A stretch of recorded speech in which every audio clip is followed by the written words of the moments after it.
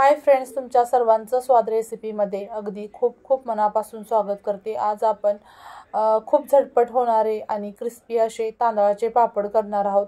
फार कमी तांदळाच्या क्वांटिटीमध्ये हे भरपूर असे तांदळाचे पापड तयार होतात। सोबतच याला जास्त उन्हात घालायची सुद्धा गरज नाही, तुम्ही घरच्या घरी हे वाळवू शकता। तर फक्त मी अर्धा कप इथं तांदूळ घेतलाय, तुम्ही तांदूळ कोणताही वापरू शकता। आणि तांदूळ एकदा स्वच्छ धुवून घ्यायचे आणि त्यानंतर मग ते 4-1 तास आपण असेच भिजत ठेवायचे। आता आपले हे तांदूळ छान असे भिजलेले आहेत। आता आपण हे मिक्सरच्या भांड्यामध्ये बारीक करून घेऊयात।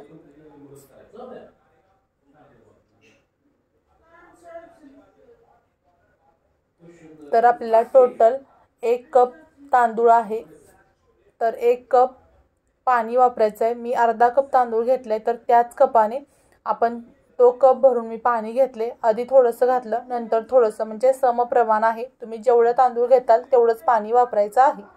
आता यामध्ये थोडीशी टेस्ट येण्यासाठी रेड चिली फ्लेक्स, जिरं आणि मिरपूड टाकणार आहोत। त्यामुळे मिरपूडमुळे आपल्या पापडाला खूप छान अशी टेस्ट येते। अर्धा कप तांदळामध्ये माझे 25 पापड झाले होते। तर माझ्याकडे बाहेर सुकवण्यासाठी जागा नाहीये, तर मी फार कमी क्वांटिटीमध्ये करून दाखवत आहे। आता प्लेटमध्ये आपण थोडंसं त्याचं बॅटर घ्यायचं, व्यवस्थित पसरवून घ्यायचं। आणखी एका प्लेटमध्ये दाखवते। आता तुम्ही याच पद्धतीने छोट्या प्लेटमध्ये सुद्धा आपण करू शकतो। मी छोट्या प्लेटमध्ये सुद्धा करून दाखवते।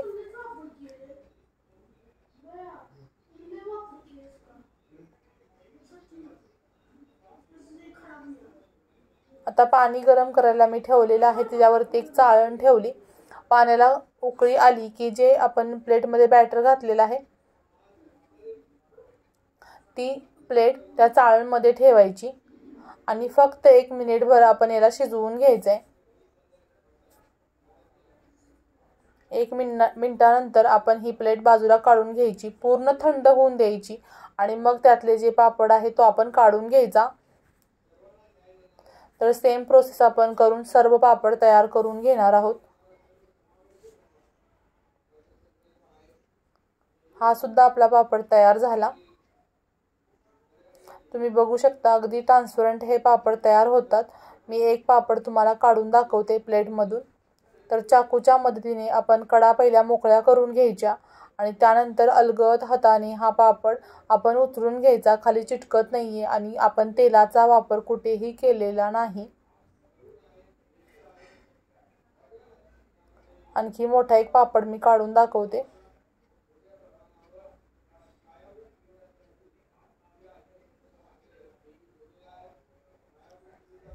अगदी हाताने तो पापड व्यवस्थित होतो आणि आपली बोटं दिसतील इतका तो ट्रान्सपरंट तयार होतो।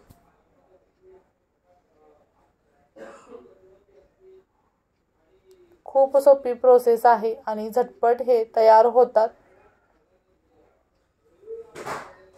याच पद्धतीने सर्व पापड मी तयार करून घेतले आणि घरीच मी वाळवले आणि फक्त 1 तासभर मी याला ऊन दिलं आणि दुसऱ्या दिवशी मी तुम्हाला दाखवते पापड फार छान असे ट्रान्सपरंट तयार झालेले आहेत। आता आपण तेल गरम करायला ठेवलेलं आहे। आता आपण हा पापड तळून बघूयात। जेवढा आहे त्याच्या दुप्पट हा पापड आपला तयार झालेला आहे, तुम्ही बघू शकता। आणि मी याच पद्धतीने 4-5 पापड तळून घेते।